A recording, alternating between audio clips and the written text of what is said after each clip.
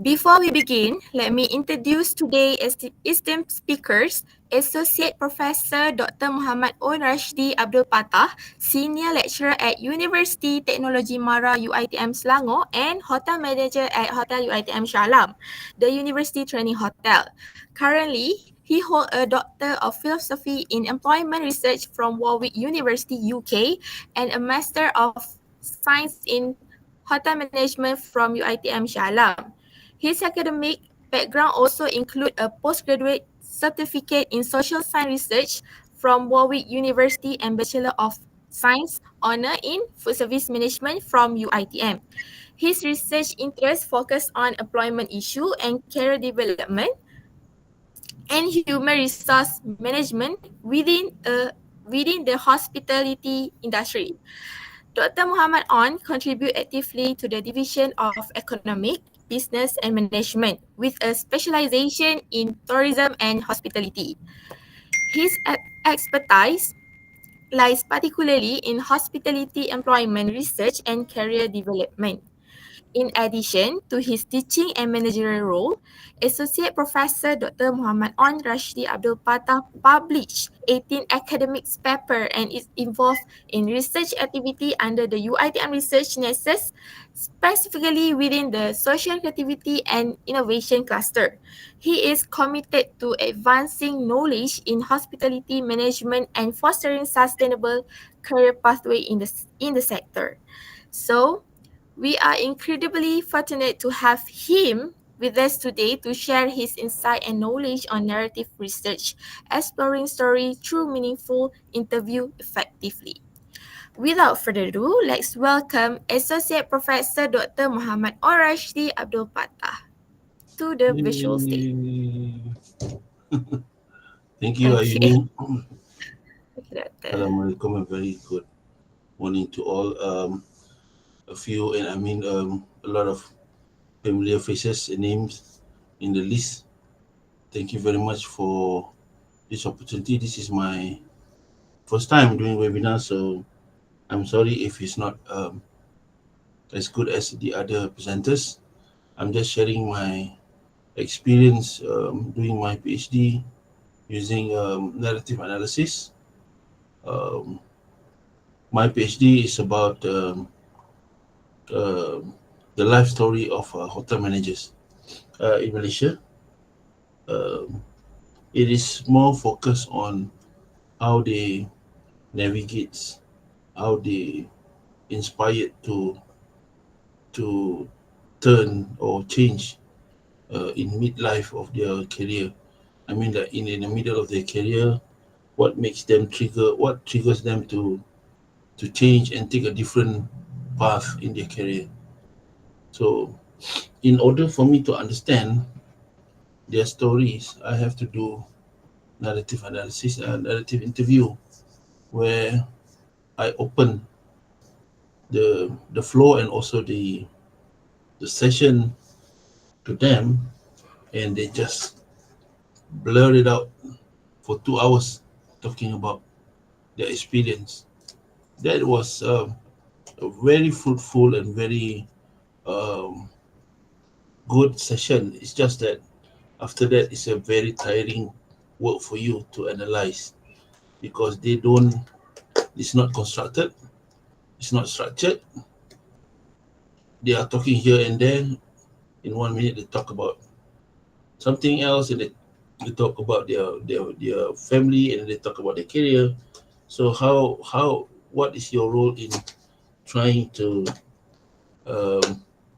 put together all those important information that can answer your research? Okay, that's the preamble of my um, journey doing narrative. Okay, um, it's not really an expert in the field. It's just that I hope my experience I can share with you, and it will help you to, if you are into it, if you are into qualitative data, qualitative research, it will help you a lot. There's a significant difference between both uh, methods. Okay. Um, I like to present. I like to put some slides so that you can jot down and also um, understand what I'm talking about. Okay, so oh no, it's not open yet.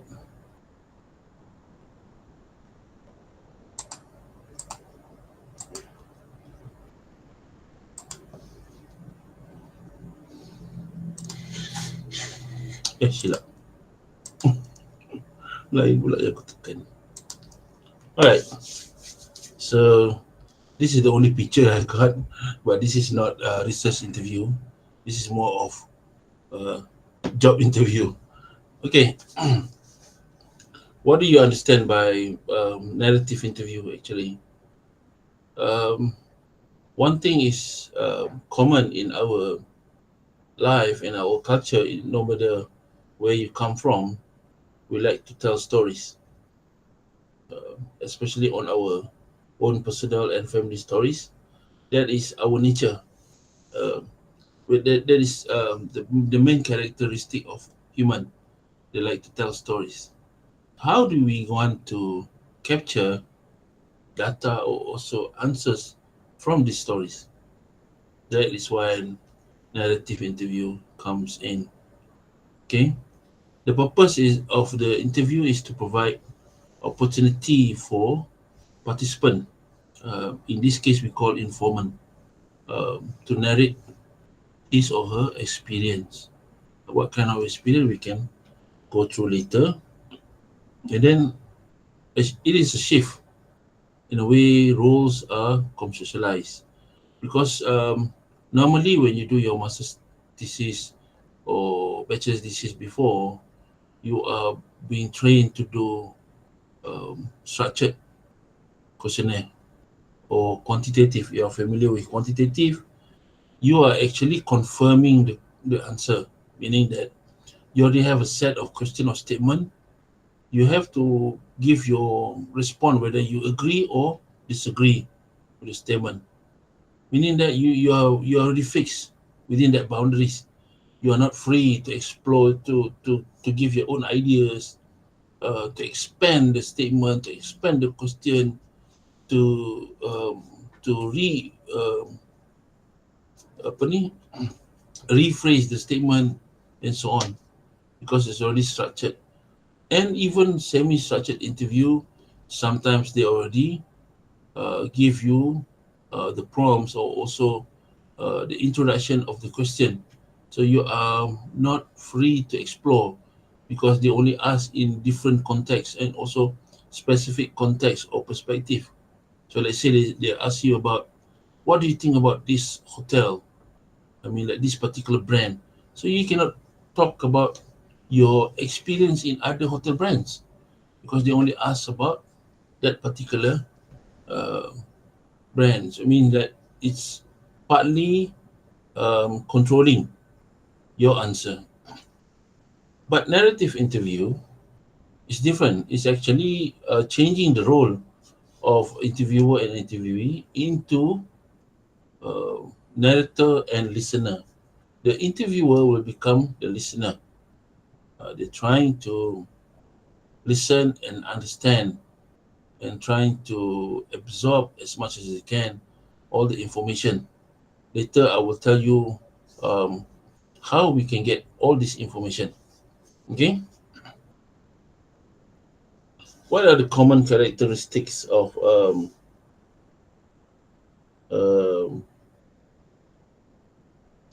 of a narrative interviews? One is open-ended, it's unstructured format. Sometimes you just come with the question, "Tell me about yourself," and from there, the informant can talk for 1 hour non-stop, and you have to make sure you get the point when it's needed. So that is important if you have a voice recorder, but you have to get the consent from the participant first for the informant that you are using voice recorder. If you can you see my, or you just, your screen is only the the slide or you can see me? Boleh nampak saya tak? Nampak doktor? Boleh bro. Okay, this is an example of voice recorder. Boleh doktor. Okay, kalau you tengok dalam pasaran, in the Shopee is around 100 to 200 depending on the brand and also the what do you call the storage capacity.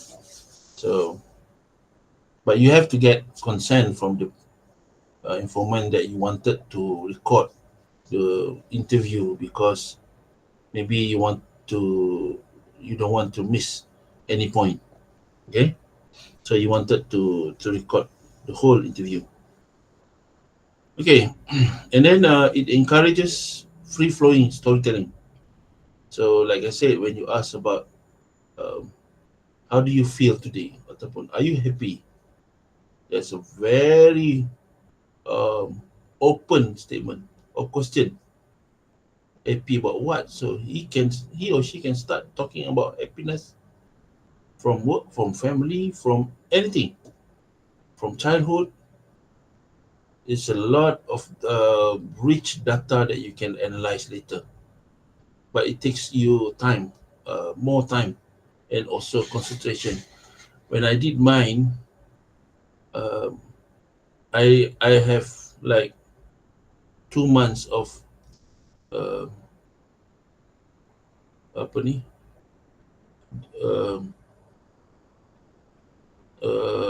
dream of the interviews. You know, I always talk to myself at night and also during my sleep. I can remember all the dialogues, all the interview transcript for the first 2 months after I finished my transcription. So because every day you're talking about the thing, every day you type, you do the transcription for few seconds and then you go back, few seconds and you go back, and you can recall every step of the way, even in each sentences or each point that the informant talk to you, you know they are talking about what. Even when you discuss with your supervisor, you and your supervisor can recall all the points that have been given by the informant. So during the first 2 or 3 months after the process, and after that you forgot already. Even today I cannot remember anymore. I just can recall the name of who talk about what. So okay, interviewer acts more like a listener or facilitator than questioner, meaning that we just give an open question that triggers more expansion of data given by the informant or by the interviewee. So if you are interviewing someone, you don't ask a lengthy question. If you're doing narrative, you just ask an open question and let them tell you the story. You don't provoke, you don't bias. Doing bias meaning that you're trying to pursue them to talk about this type of thing rather than they can choose on their own. Okay, emphasis on the sequence of event and the context. So sequence and event can be from for example, if you are actually interviewing people based on their career path or career structure, so you can ask them from the beginning of their studies, and then after that, what are their first job that they got, and then from where they start and how long it takes for them to change and then to move to another companies and so on. So that is from we can see their trajectory of career from one property to another. Or we can use timeline from this year to this year. What are you doing? Every year, what have changed? What have you taken? You consider in your career after 5 years. What happened? Why you change after 10 years? Why only after 10 years you change your career? Why don't before? So they will tell you stories. If they are happy, they are not happy, or they are looking for something else. or they are actually venturing into something else, or they just sit tight, they like what they are doing and they don't want to move. There are people like that. They can just stay there for 30 years, 35 years doing the same work every day because they are happy with what they are doing. They don't want to think about relocation. They don't want to think about uh, re-employment, a new company, trying to get new friend, trying to all those things. So narrative give you a lot of um, data and also answers. It opens up your perspective. Sometimes you can predict um, the uh, the answers, what they. But actually, after you've gone through the process, you will see that they are different.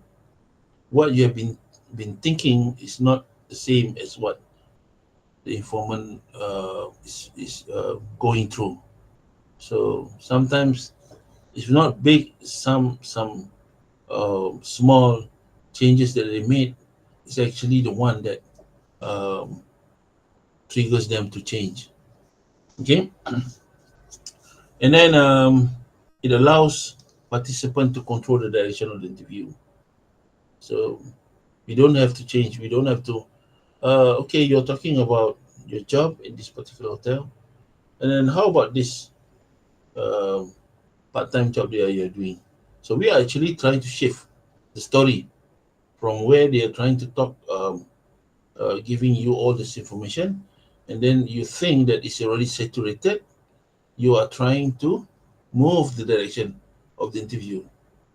That is wrong because let them do it. Let them show you that because when they are interested in telling you stories by their own without us asking them to do, the information are more uh, sincere, comes from the heart, come from the experience. But if you force them to talk in a different direction, sometimes they don't give what they experience. Sometimes they give you information from their colleagues' experience, not their own experience. So that is what I always some of the friend encounter. Types of narrative that we collect. One, usually life stories, career trajectories.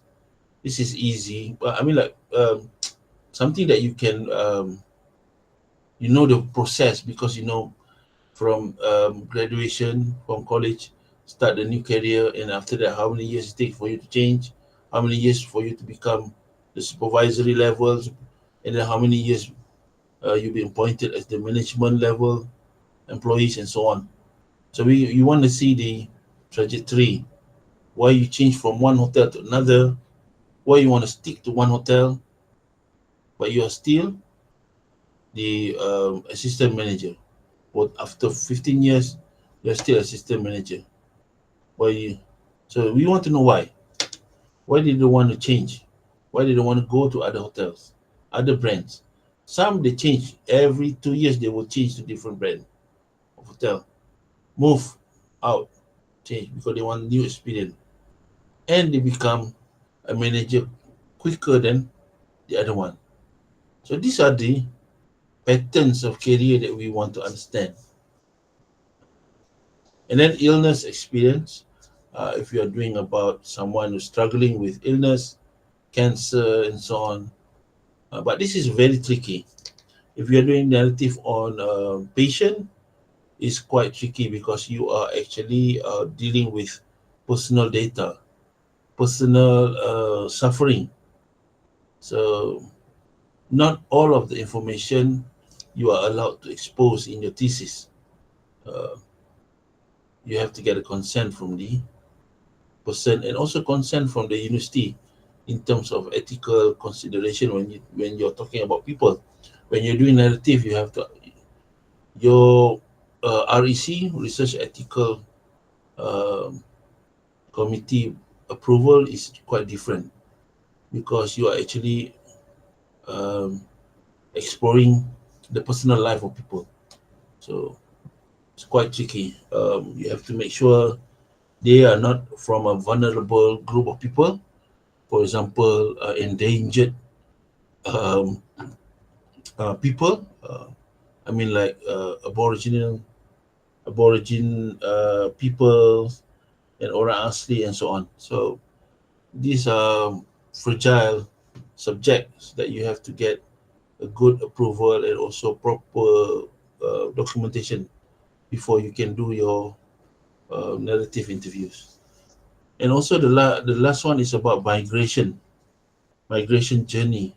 Uh, when you decide to move, shift to migrate from your own country to another country, so you have the stories of struggling, of trying to settle down, trying to get a career in a new place, and all those cultural changes, expectation, and also discrimination before you are being accepted at the place. So these are the rich information that we wanted to know in narrative analysis. A meaningful interview. What is a meaningful interview in narrative research? Meaningful is it goes beyond data, meaning that it creates a space for reflection, storytelling, and also emotional expression. Don't be surprised sometimes when you interview these people, they cry in front of you, and you're interviewing them in a public place, in a restaurant, a hotel lobby, or somewhere, and then they are crying in front of you because they are actually expressing the hurt, the pain that they're suffering, uh, because you open the space for them. When you open the space, you say, "It's okay. You can just talk to me. We like to understand. You wanted to understand how you managed to go through all these pains and suffering." So they will talk. Some most of the people, they are very very kind, and because when I did mine, I was thinking it's not easy to get people to talk, especially on their career. So I go through human resource, the gatekeeper, to get approval for the interview. None of the front office, none of the human resource give me apa ni, access to their managers. I'm interviewing head department, the middle line managers. So none of the HR give me approval. They said no, we cannot allow you to interview our managers. Because why? They don't want their secrets and their problems inside the hotel are being collected by me or being um, narrated in the interview. So what I did after I talked to my supervisor, he said maybe you can reach these people through social media. So because he said there are research that uses Twitter, now X, one question a week. They post one question and people will retweet things like that. So I was thinking about LinkedIn. I use LinkedIn trying to connect with people, with all these managers, and I send them direct message. I DM them asking for their approval. And to my surprise, I think I contacted around 40, 35 or 32, if I'm not mistaken, 32 responded immediately and saying they are willing to be interviewed. So it's not actually they wanted to show how they are not happy with their current work, but actually we are giving them space. I'm actually giving them space to talk because some of the people, I mean, like more than half of them, actually bragging about their achievement. They say because nobody been asking them how they get to that stage. So when I open the space for them during the interview, they just talk 1.5 to 2 hours. Blah blah blah blah blah blah. How they get there, how they struggle, what are the things that they did to make sure that they are the ones selected, and all the extra things that they did to enhance their career, not just doing work. They goes for training, they pay for their own training outside professional trainers, they give them more confidence in doing their work in hotel and so on. So these are the things that uh, the stories that they told me, meaning that we never know that actually people like to tell stories. Even us, if we go to our family house and so on, our relatives, we like to tell stories. We like to tell whatever happens, everything that is natural. That is what human are all about. Okay, the aim is not just to extract facts, but also to understand how people experience, interpret, and also narrate their lives.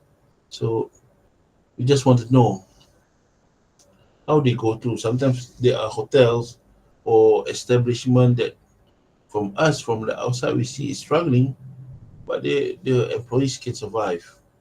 So they will tell their part of the stories, their perspective. For example, working in a very good hotel brand.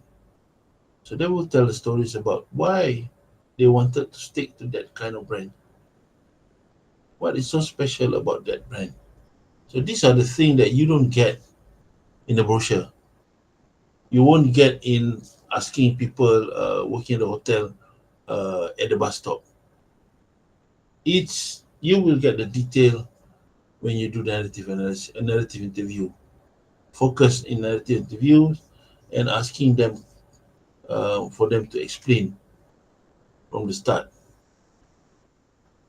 Okay, components of meaningful interviews. It has open-ended prompts. Uh, so start with a broad, non-directive question. Here, this example, can you tell me about time when you start your career in the hotel? So, and then number two, uninterrupted flow. Let participants speak freely, even if they go off topic. Stories are linear. Maksudnya, that means they themselves doesn't know how to talk. Like me, I can't even talk to you without the slide because the slide helped me to be aligned, to talk according to the point. If not, I can talk from the start just now. It won't be easily understand, right? Without the structure. So, but for narrative interviews, we have to let them talk until they own the participant themselves realize that they are off topic so far away. They come back and talk to you again. But that brings meaning too. They just not say when they just talk about other things rather than career. For example, they are talking about family, blah blah blah blah blah blah blah, and they're not talking about their work anymore. They're going off topic. How they struggle to make sure their family getting what they want every day and every month. But actually, it shows you what are more important to them that they wanted to talk. That's why that's the main problem that lingers in their mind. That's why they go off topic and they talk about those things. They don't stick to your structure of question. And then active listening. Interviewer listens attentively, showing empathy and avoid steering the story. To me, if you are the interviewer, you don't have to interrupt or provoke or trying to lead them in a different way with your additional question. Just be quiet and then just nod your head, just a proper acknowledgement without saying anything that can interrupt their flow of stories. Okay, minimal interruption probes only used to encourage elaboration. For example, can you talk more about that. Can you explain more? What do you mean by that? So they will explain. You're not they say, okay, you're done talking about this. Why don't you say about talk some about, a bit about uh, the negative part? So we are actually leading them, which is not right. Ethical space. These participants are treated with dignity and emotional safety is prioritized. Ethical space meaning that we are not actually trying to pressure them. You're doing interview in a small room, a very close proximity from the participant, uh, because you don't have any other space. So you have to give them some room for them to think, uh, to arrange what they want to talk and so on. So sometimes some of the interview they even stop halfway. They wanted a break because I have interviewed one executive chef in Kuala Lumpur. So he asked for a break for rest and also solat because he didn't even eat yet until that 6 o'clock. Our interview starts at 5:30. So maybe he's so hungry, asking for a break. So we have to stop. But what will happen to the data? What will happen to the story?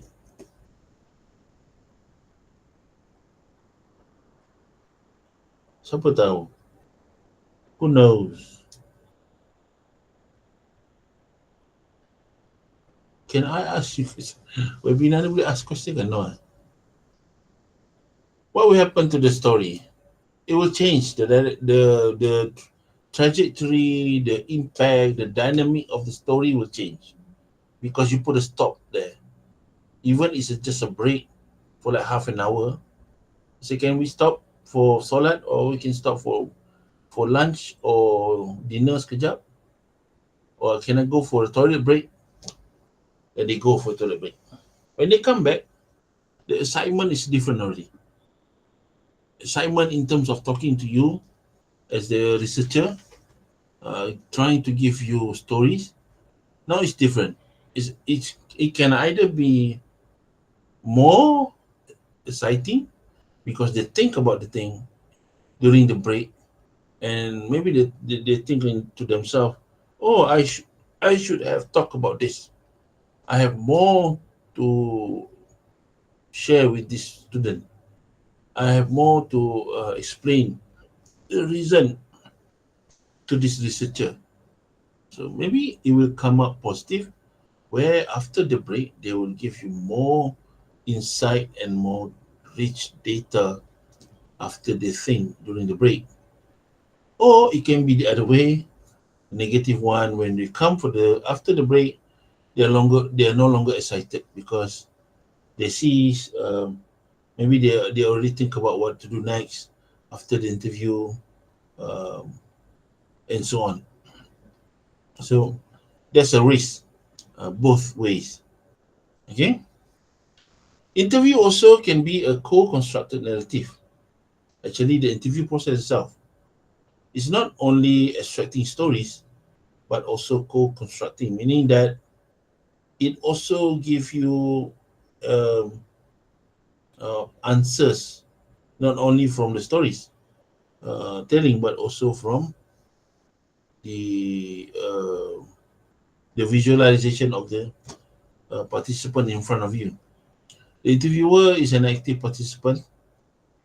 You can see from the question asked, from the answers given, and it also gives you different meaning from the body language, right? And also the responses or silences. For example, they're asking, okay, you are asking about how happy they are working at the hotel. Um, so maybe say, I'm happy. You know, the expression, the face expression tells different story. Although on the script it shows I'm happy. So you have to have a notebook, a log, they call it logbook, You write at how many minutes, or you can see from the recorder from which minute and second. You put a job there. They answer, "I'm happy," and inverted comma, they make an expression like they're not really happy, ataupun they made a notch in the face.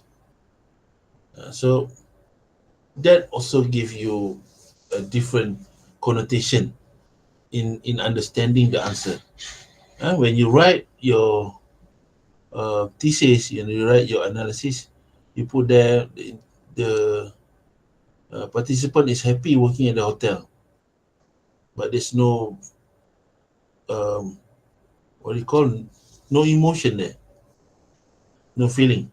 But if you put in inverted comma, the participant is happy working at the hotel, the face shows with a smirk face, for example, meaning that they're not really happy, but they don't want to tell in words, so they tell in body language. And then the responses are silent. Okay, and then they ask you, sorry, you ask them, uh, do you want to work in this hotel? Ataupun, for example, you asking, are you still working in this hotel for the next 5 years?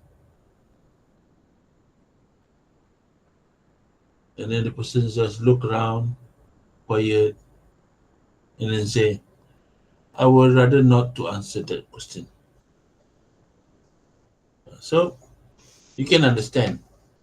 It can either be, I'm planning to move, or I'm not happy, and but I'm still giving my employer a chance to work things out, to make it better for us as employees. So that's a different um, narrative when we see how they respond. Okay, so we can see from the faces how they put their expression, how they respond, even silence, not talking, just smiling at you. Do you like your manager working here? No word, just smile.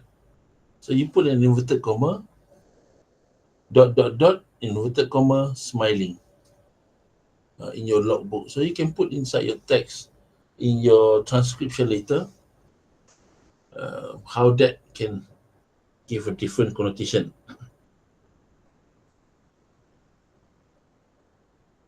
Okay, um, this is a should say model on narrative interview.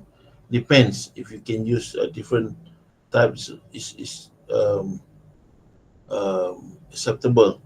But before we go here, we want to know um, in our industry, for example, in hotel or in hospitality industry, what are the rules of narrative interview? What's the use of narrative interview in hotel industry? What do we want to know? Okay, usually we are actually, for hotel workers, we want to know their experience, um customer service encounters, dealing with difficult guests, coping with night shift, high turnover, career aspiration, uh, trajectory of career. So those are the things. And then uh, we want to know the career journey, the professional identity, um, what are the motivation for employees working at the establishment, and then it exposes the emotional labor, the hidden challenges. What are the hidden challenges? Sometimes we see people smiling, serving their guests, but actually they are suffering from inside. That usually happens in the hospitality industry. That's why hospitality industry is well known with high employee turnover. Why? Because they don't stick to one for long. Because there are a lot of challenges that they have to face. Sometimes it's not only just challenges, but gangguan. We call it interruption in terms of your work, unspoken or invisible uh, discrimination, bias, and also harassment. Sometimes you are talking about the stress, dealing with caste, racism, sexism, class-based discrimination, emotional labor, burnout, things like that. So, and how can narrative helps the human resource department? Number one is through when we question them, when we ask them, when we did the interview with employees. From there, we can know what are the needs for training in the future, and what are the other points and policies that we can change or adapt or amend to suit the current situation. Now you can see working in the industry, either tourism, hotel, or culinary, or any restaurant, the generation of people nowadays is different.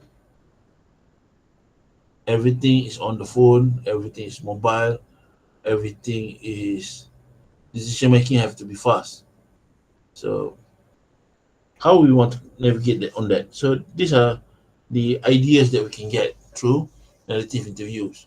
From there, we understand what are these people wanted to enhance their career.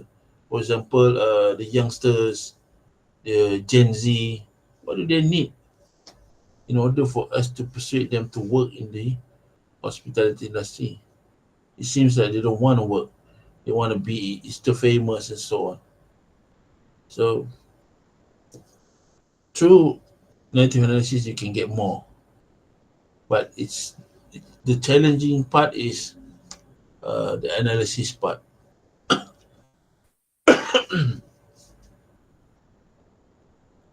Okay, narrative interviews often unfold in three key phases: initiating, main narration, um, and also follow up. When we ask them to start, and we just supporting their stories by nodding and so on. If we see that they stop halfway and we think that they can tell more of a story, then we follow up with question. Then, for example, you mentioned a turning point in your story, in your career. What makes it significant? What makes you think that's the right time for you to change? What triggers you? What encourages you? What motivates you in changing your career at that particular point? So dia akan cerita lah macam wartawan lah. It's like the press interviewing people. Narrative interview analysis framework.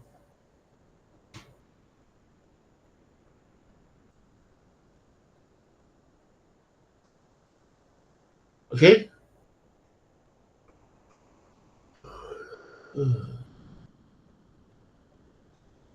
Number one, step one, you can do either transcription, and then you can also do narrative segment through structure analysis. Uh, most commonly used is thematic analysis. Why thematic analysis?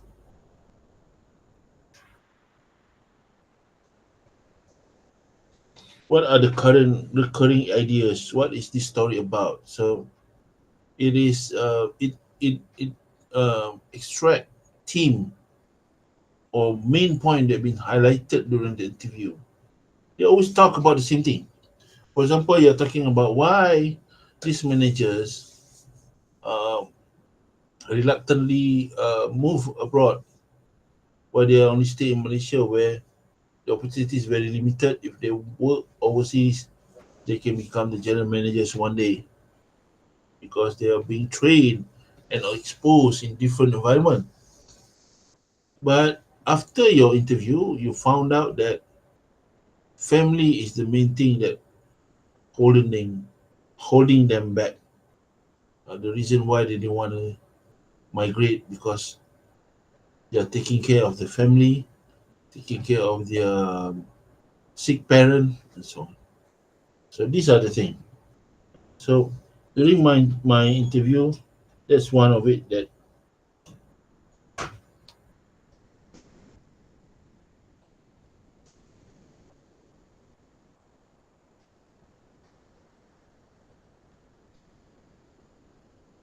okay,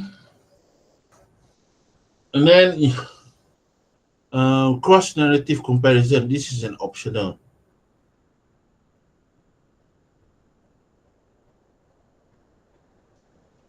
Okay, and then representation. Representation ni is more like um, verbatim transcription. Okay.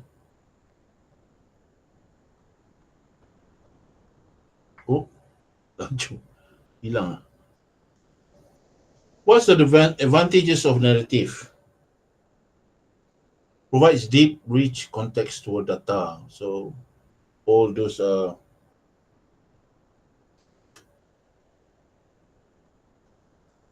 all those um, the key point for your study, for your interview, and also method that you use.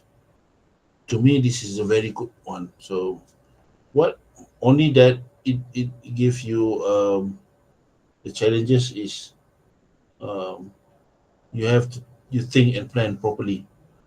It captures complexity and subjectivity. Okay.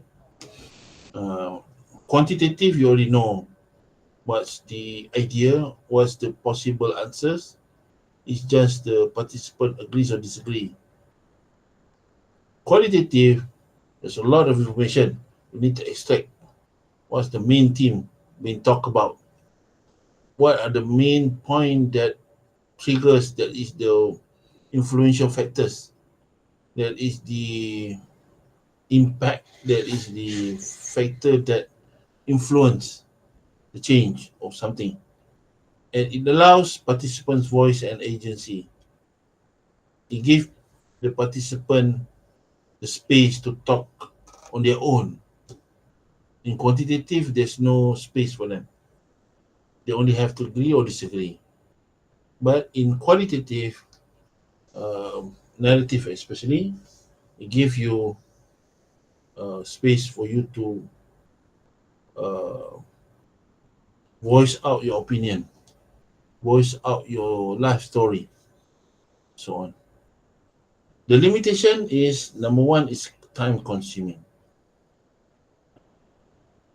It's very, very lengthy process. So kalau if you are thinking of graduating on time, doing everything within 1 month, and so on, you're not doing actual qualitative narrative interview. Because if you want to do narrative interview, it's not that you interview one today, tomorrow another one, on Monday another one. No, you interview the first one, and you come back and you transcribe. You understand the story. If they talk for 3 hours, 3 hours of work, you have to verbatimly transcribe word by word what they are saying. If any expression, body language, you have to write down everything, put down. From there, you have to try to identify initially is there any theme for the study, for the research. And also, you can see from the first interview, you can see whether you need to ask the same question for the second participant, or you see there's a lack of direct question or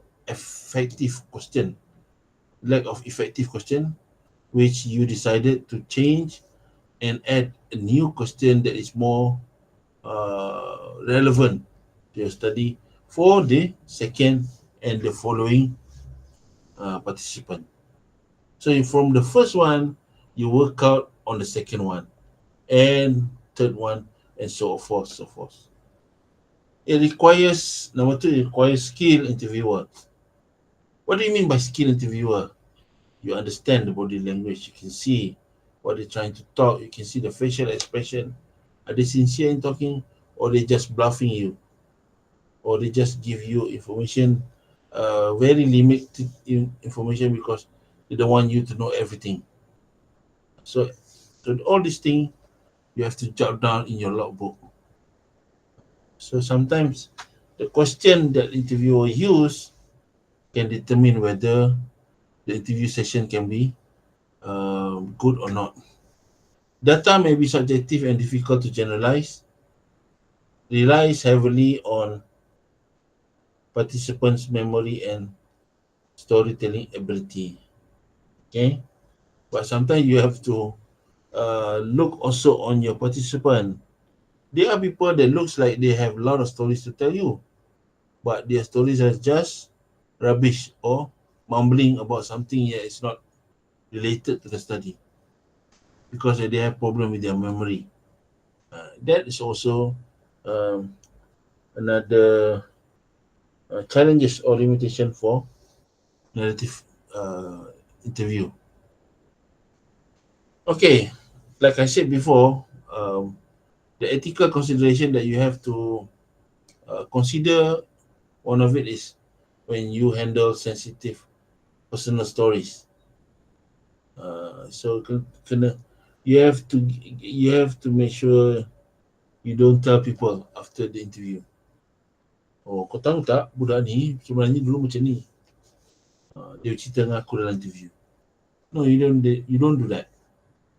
That is your promise with the participant, with the informant, that you will safeguard their integrity, uh, the words that they're giving you, the answers that you're giving you. You already promised them that you wanted to protect. So make sure you protect. Ensuring informed consent and confidentiality. Okay, make sure everything got consent, approval from relevant parties, for people who created the question, call it instrument, uh, the area property that you're going into. For example, you're going into a certain colleges or also school, so you need to get approval from the authority of that particular location. Avoiding re-traumatization during recounting of painful experiences. This is about medical illness. So they're talking about the painful process that they have to go through until orang tu tak sihat and so on, makin kurus kering dan sebagainya. So when you ask for them to talk about things macam tu, it will be a problem for these people because they are traumatized. They don't want to talk. So you have to find another way. Okay, why do narrative research matters? Number one is the purpose is to understand identity. Stories reveal how people see themselves. Identity, saya seorang yang ni. Macam mana kita tahu dia seorang yang pengemas, seorang yang ni? Kita tengoklah rumah dia, kereta dia, interview dia, apa semua kan kita tahu. Itu contohlah. And then capturing experience. Narrative allows for emotion, ambiguity, and complexity. Giving voice empowers marginalized or silenced community to be heard on their own terms. Meaning making narrative explain why people do things, not just what they do. We just want to know why. Why do we need the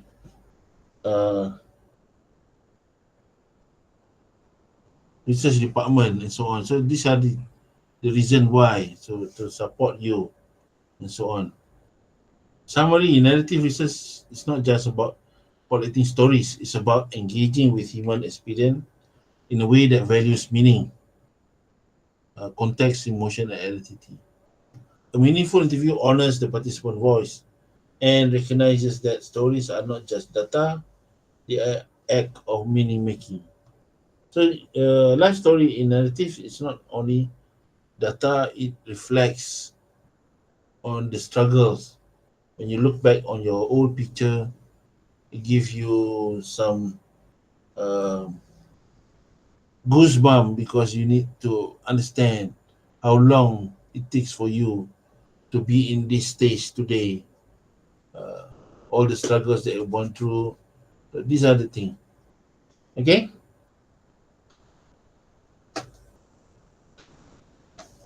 All right. Last one. For my slide, but we can still talk without the slide. Human beings are by nature storytelling creatures. This is what one of the author of the book, Rizwan. Rizwan. Okay. All right.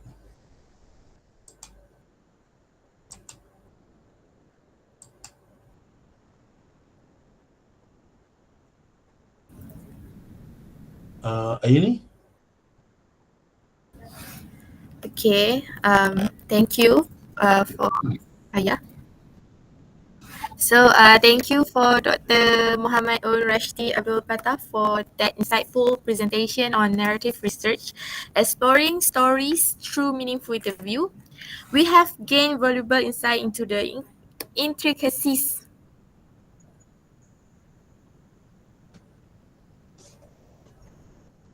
of framing the question effectively. Now it's time for the Q&A section. I encourage all participants to submit your question through the chat or raise your hand visually, and I will call you to unmute and ask your question directly. So any question you can ask in the chat box or you just raise your hand. Then I will call your name. Okay, DPJ, you can ask the question.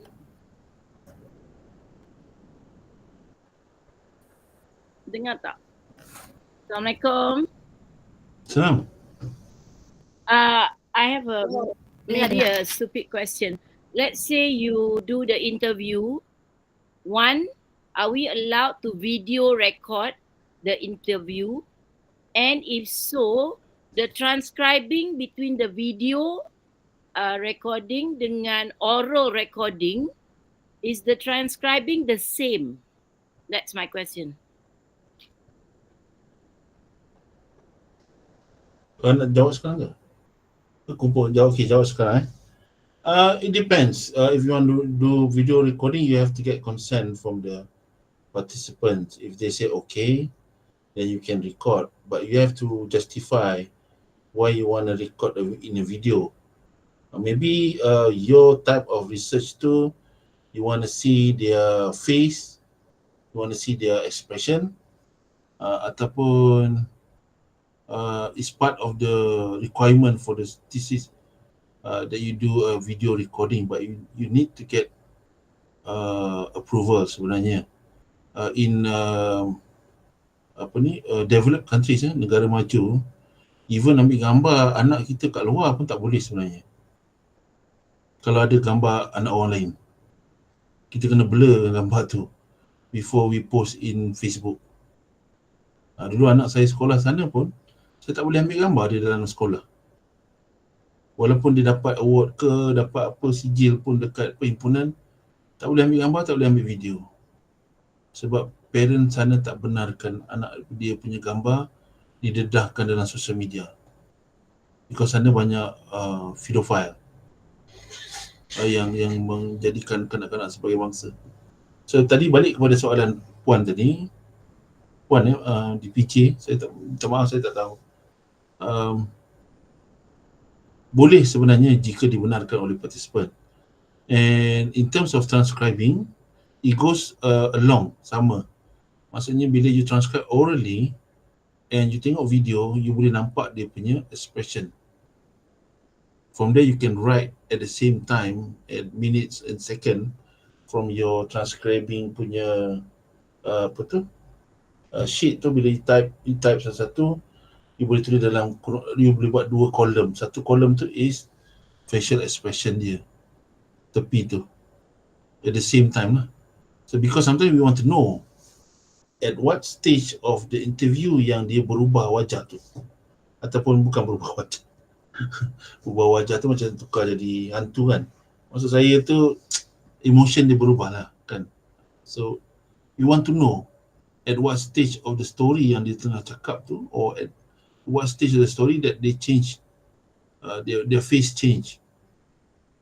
So you want to know. So it should go along when you type, and also you do a video recording too. You want to know if there's any changes, you have to put another box, meaning that you have to have 2 column. 1 column is on the ni. Okay? Yeah. Okay, thank you so much. Would there be a difference whereby submission to ethics committee, how is the video recording affected, and would the procedure be different with our ethics committee? Tak ada masalah sebab we have kalau tak silap saya lah, we have a committee peringkat universiti. We have gone through one study that do observation. Dia buat observation saja. Dia stand a tripod, a camera letak di tengah bandar, tapi dia dapatkan consent from the municipal council.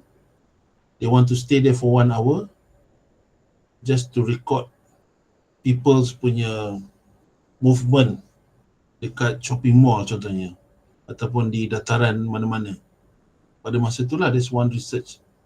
And kalau ada participant dalam tu yang nampak rakaman tu sedang dibuat, and they come to you and say, I don't want my face to be in your study, then you have to blur the face. So in terms of REC approval, we can apply, but it's not considered as a minimal minimal effect lah. It will go to UiTM punya level of approval, because they want to see, number one, when we talk about REC and also university punya ethical ni, is number one, we don't want to expose something that is sensitive. For example, berkaitan dengan 3R, race, religion, and also royal. And then it's about personal, macam like I said before, personal suffering of people.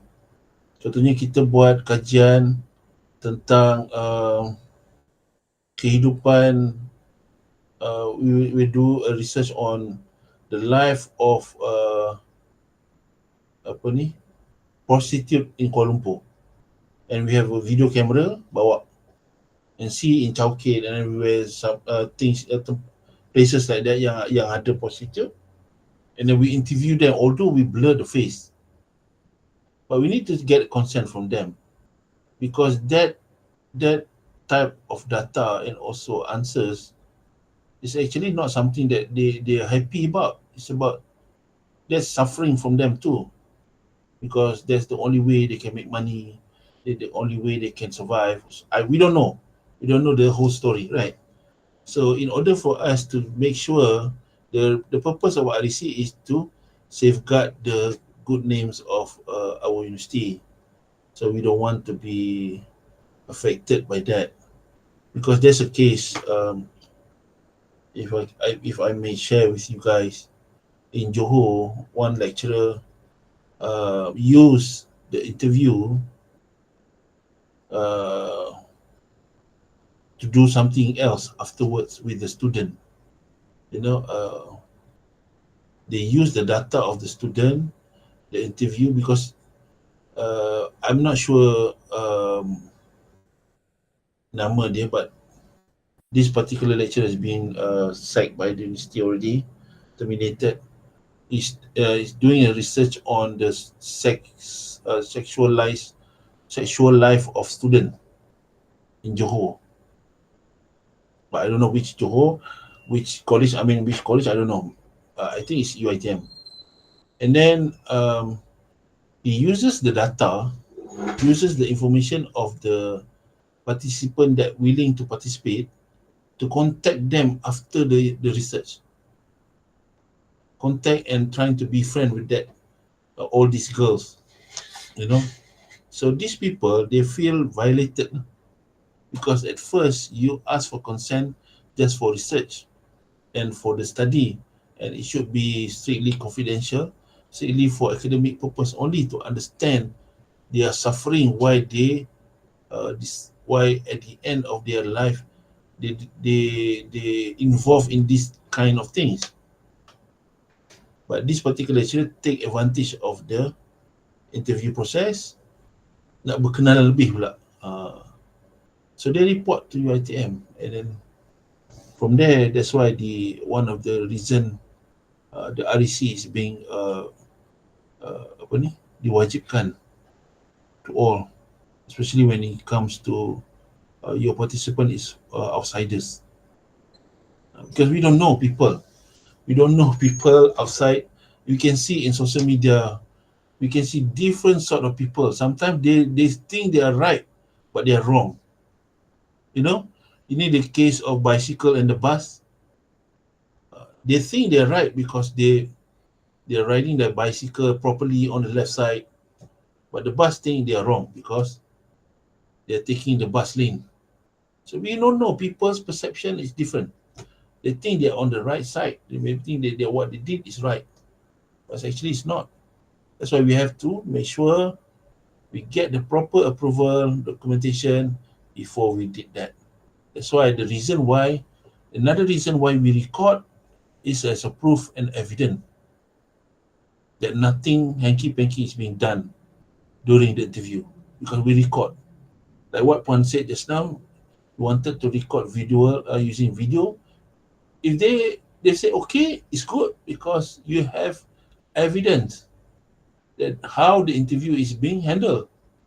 If one day that particular participant is not happy with you, with your result, with your thesis or your research that you publish, they complain to UiTM. You still have the recordings. You can show to UiTM, this is how I did the recording.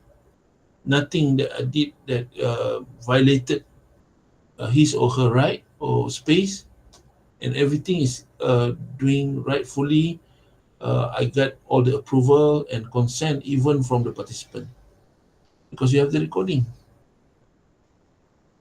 That's the most important. But not all agrees to be recorded,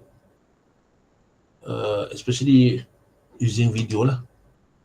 Audio recording, okay, because you can say that, especially when you interview two people at one time, or when you talk, you have difficulty in understanding their language. That's why you need to record. Don't record using your phone.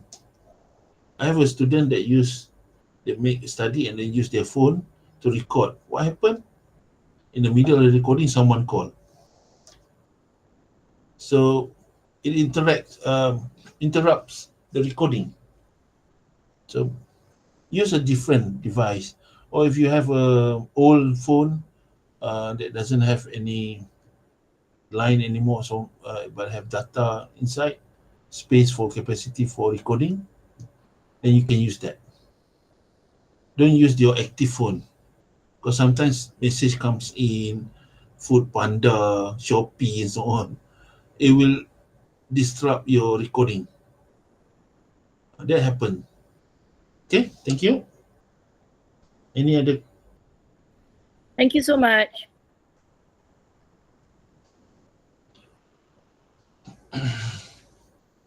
It's quite so interesting. any other question?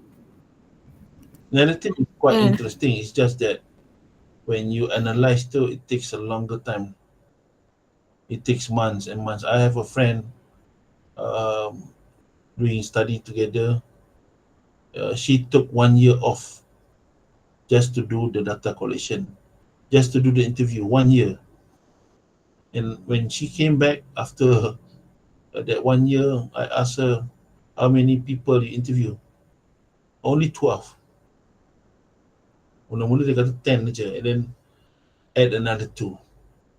So I might assume 1% 1 month.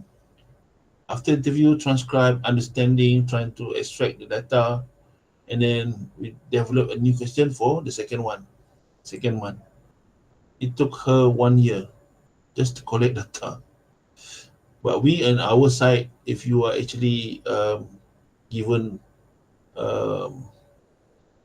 sponsorship and also apa ni beasiswa, so they have limitation in terms of time to finish your study. So it's quite a struggle for you. Okay, I have to come. I have to do twice. My interview I have to do twice because the first time, not many representation from female participants. So my supervisor said, you have to go another time and trying to interview female managers. So, yeah. Any question on narrative analysis?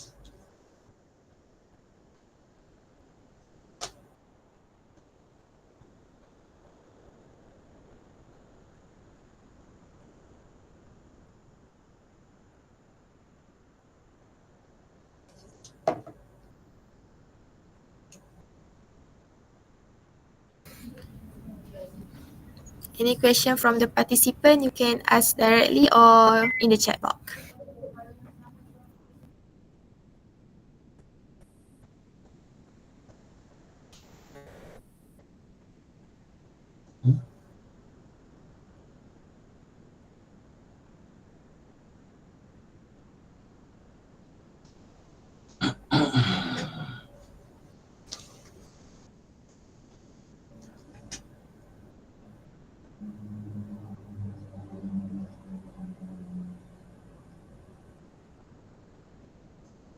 Sama-sama, Pak. Tak payah panggil saya Prof.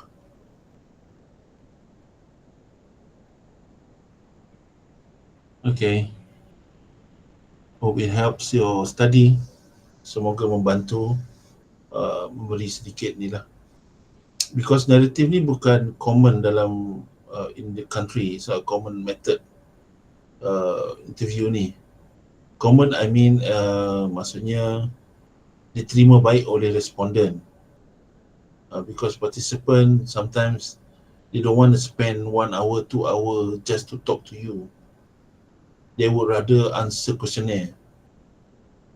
It's easier and faster, and they can go on with their life. That's why you need to find the purpose, the right person that you want to pick. Purposive, kan? The one that you want, and they are willing to share. That's the most important. They are happy and excited to share. When you ask them, can I interview? Yes, of course. I've been waiting for so long for someone to come and ask me question. That's the person you want. They will spend 2 or 3 hours to talk to you. You cuma bagi like 2-3 question, dia cakap habis non-stop. And so you need to find that because it's not common in our country. Our people are not prone to research respondent ni kan. Dia tak macam negara maju. Negara maju dia jawab questionnaire, benda tu biasa buat. Di Malaysia tak. Especially interview. Dia tak nak lama-lama, dia nak belah dah. They are not comfortable sitting there for so long unless you provide some drinks or something. But that one is also interruption to the interview process. When you provide a good drinks, some dessert and so on, it's like rasuah lah kan, because we give them something, in return we expect them to talk. it should be a natural surrounding, without any motivation, without any money given to them. We just want them to share their problem, their life story. Because my study, I was doing on career development of middle managers, maksudnya department managers in Malaysia. Why didn't go for GM? Why GM we still have expatriate? So my first thought was that brand comes from that country. So let's say Hilton come from US. Of course, the general manager is from US. They wanted their people to become the general manager. But actually, no. After the interview, I found out that there are room for them to become, even Malaysian, they can become general manager. But they have to be trained in different countries for a few years, 3 to 5 years. That's the time where these managers are not willing to take the challenge. They don't want to leave their family because they don't get the full package. The expatriate, they get full package. Meaning when they come to Malaysia, become the GM, their family have been sponsored, they have a house, their kids can go to international school, being paid by the hotel. But if we, Malaysian, went to become GM in other countries, they only cover for us only, not the spouse, not the kids. That's the reason they call it half full package. So that's why they don't want to go. So they are happy staying in this country. Okay, so Doctor, we have other question from Anna Batrisha. She said that it have two questions in it. First, Doctor, during transcribing the interview session, what is the best way to transcribe it? And the second question is there any tools to help us for the transcribing or we do it manually? During my time, I'm using Atlas TI. I'm not sure how much is it here. Because masa saya kat sana tu, universiti dia bayar, jadi free lah. Atlas TI ni, there's one command dekat keyboard tu. You can click, dia akan go back 5 second. And then dia dengar, you click, dia pergi belakang balik 5 second.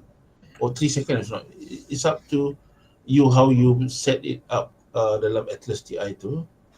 When you click on the button, dia akan mainkan recording you tu. I did verbatim transcription, maksudnya word by word apa yang dia cakap semua saya masukkan dalam report. Okay, what is the advantage of doing this? It will help in your word count. You know, you do your PhD, you can ada at least 70 to 80,000 words, right? For your thesis. And you want to write that 80,000, it's not our language. So how to help you? You put all the chunks of the interview to the bubur dalam tu. All the chunks of the interview put inside. Straight away your word count goes to 60,000. From the first 20,000 from your proposal, you masukkan all this important interview transcript tu. You tak ambil semua lah. You don't take all. You just put part of it yang very fruitful.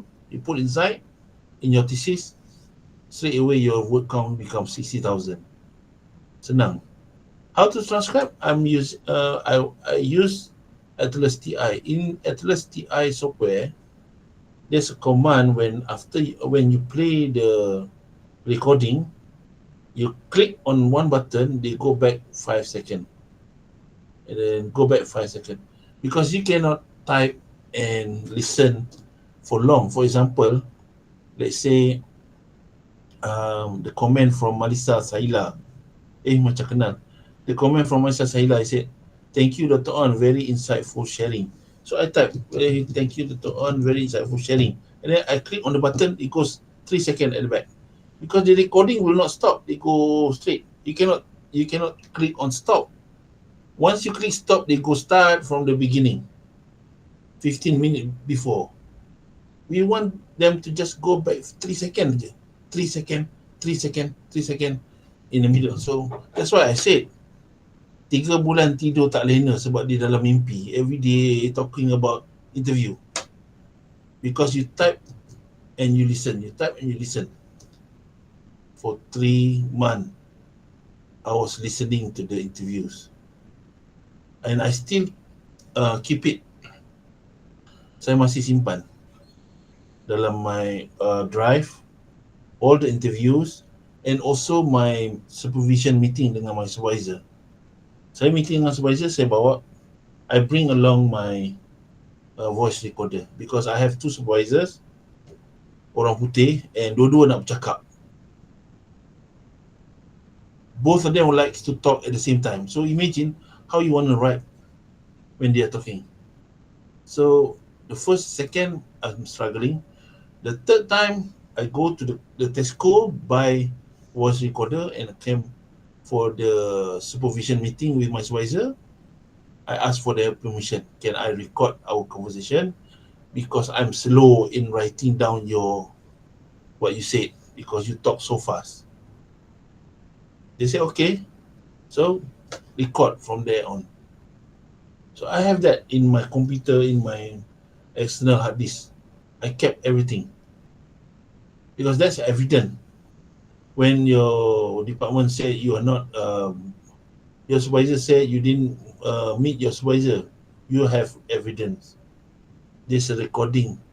Every time I meet my supervisor, I record. But with permission. Don't record privately, simpan dalam poket. No, you ask permission from your supervisor. Can I record? Okay, so for Anna, if you want to transcribe, cuba tengok Atlas TI. Kalau NVivo, I think NVivo also have you have to do it manually. If you want to transcribe using software, there's a software, but I don't know is it allowed or not. It's called Dragon Speaking Software. I'm not sure whether it's still available or not today.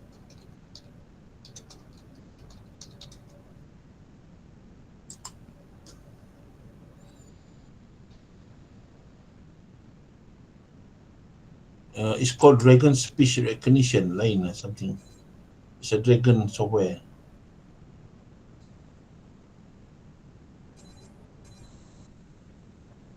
But now you have AI, you have different types already. You don't need a software.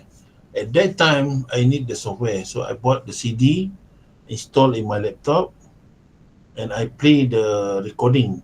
They will type. When they hear the recording, they will type. Easy lah. It's just that you have to edit to put it back in the column, the right column, who says what, everything. But you have to make sure the English, the software can understand the English. If the English are Malaysian English, difficult. They don't understand, but they will transcribe, but it comes back differently. For example, they're talking about an insightful comment. So they call insightful comment. Instead of FUL, it become POOL, insightful. Because they don't understand your slang. That's the way. But I think you have AI. Search in Google AI or app that can write. Because that the Dragon software I use, I can say, next line, they go down. Today will be my last day at the office. Full stop. They put full stop. Top. Next line, they go down. It's like you are telling your secretary to write for you, but it's not there. It just you open the Word file, you open the Dragon software, and start typing. But in this case, you have to play back the recording of the interview. So make sure the software can recognize the slang. so easier for you if you don't want to do it manually.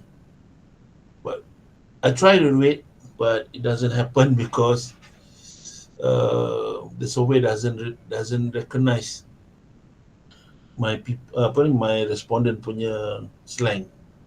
Only one or two that's good. After that, no. I don't even know what they are talking about already. So I stop. I do it manually using Atlas TI. Go 5 seconds back, 5 seconds back, 5 seconds back. It takes a longer time. It takes me like 3 months to finish the interview for uh, 8 participants. 3 months. So you will be like in your own world when your friend asks you, Anna, are you okay? You're like, because you all the words that they're talking is all around your head every day. Try to find the AI. I think AI have. They should have because now it's easier for you. Your time to do your research, to do the research, is getting better and better and better. During my time, I cannot even use WhatsApp video, the Apple tu apa, FaceTime. I can only do video interview and talking to my family in Malaysia through Skype. Skype I have to pay in those days. Now everything is free. Every apps and software you can ask the library to download to put in your laptop. If they cannot give you, you can ask your friend in other universities. This is the time you do networking. Why? Because whatever journal that UiTM subscribe, they're not subscribing all journal. There are some journal that we don't subscribe here, but in UPM they have. So you have to make friend with your the same colleague in UPM. So if you need some article, you can ask them, can you download from your portal? So they can help you. This is the time for networking because we're doing the same thing. Everybody's struggling to finish your study, right? So hope for the best for all. Always find new thing to make it better for your study. Some ask me about ChatGPT. You can use ChatGPT. Nothing wrong as long as you're not being detected by Turnitin. How? How to make sure it's not being detected? You have to paraphrase, rephrase using keyboard or other software after you ask ChatGPT to help you. Because I did that a few months ago, a few weeks ago, just on the abstract. I just want a very solid abstract in 200 words. So I asked ChatGPT to do it. And it come back okay. And I rephrase manually. And alhamdulillah, the Turnitin doesn't detect any AI. It depends on you. We just want, because English is not our language. That's the problem. That's the problem. Kalau kita buat research dalam bahasa Melayu, tak payah ChatGPT. Tak payah apa semua. We can do our own. Every day kita merepek kan, so we can write. But it's because it's in English. Language barrier. That's the problem. If you see our colleagues from China, they always pay translator, writer to help them. Because they face more difficulty than us. Because English is not common in their country. But they can survive because there are services like that in their country. Okay? So good luck. Kalau tak ada apa-apa, ada pukul 11 awal sangat. Lagi 20 minit. Because it's just a small part of qualitative design that we can And Atlas TI also they help to extract the key point. Kalau if you're doing thematic, dia panggil word count, kan? Dia tengok perkataan apa, what are the word that is most commonly talked by the participant when they take family struggling, everything lah, money, distance, long distance relationship, and so on. When they talk about that so many times, means that's an important part in the study. That is the theme that you need to focus on.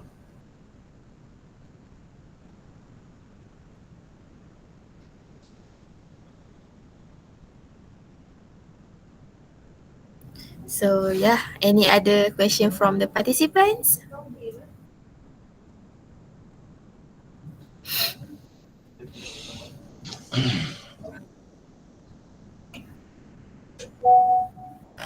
Okay, with that, to sum up, a narrative interview is a method where a person tells their story about their experience in their own word.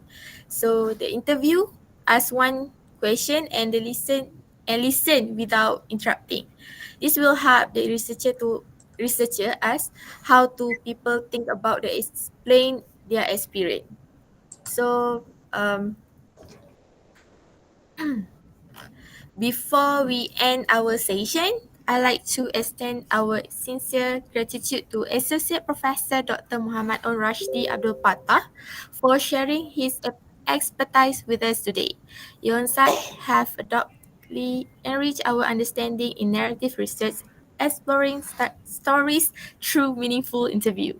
To all our participants, thank you for joining us today. We hope you found this webinar valuable and informative.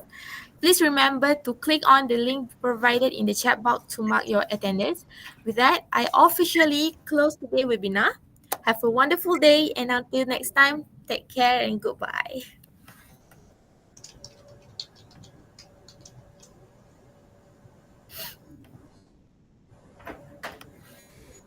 Okay, terima kasih Ayuni.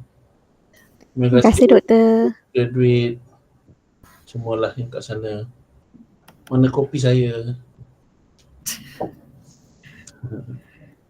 Thank you. Sorry tak berapa banyak point nak cerita, but it's okay. Hopefully. Poin sangat jelas ya doktor. Yeah. Faham. Betul. Dia kena cuba. Kalau tak cuba memang tak boleh. Interview memang Betul-betul. you kena try cuba dengan your friend dulu. Sebab kita punya tendency kita selalu akan interrupt dia. Itu kesilapan. Saya dulu pun buat macam tu. Orang yang pertama memang banyak silap sebab dia cakap benda lain sikit kan. Saya pun dah betulkan dia. Benda lain tak boleh betulkan dia. Sebab kita nak dia cakap benda yang sama. Sebab kita dah terbiasa buat kuanti kan. Jadi kita nak dia jawab ikut apa yang kita nak. Sebenarnya tak boleh. Kita kena bagi dia cakap. Bila dia bagi cakap tu yang mana jawapan nak cari ni dalam 3 jam dia cakap tu. Kena find what's the answer yang dia highlightkan. Tapi bila you dah dapat tu nanti your research will be very very valuable. Orang akan cari. Sebab apa? Sebab you dapat, that's the new finding yang you dapat daripada research tu. Tapi itulah attitude kita kena, cara kita tu kena ubah lah. Sebab orang kita selalu akan interrupt dan ganggu orang tengah interview. Okay. Good luck semua, Suryati, Mel. Thank you doktor. Thank you so much. Assalamualaikum. Waalaikumsalam. Thank you doktor.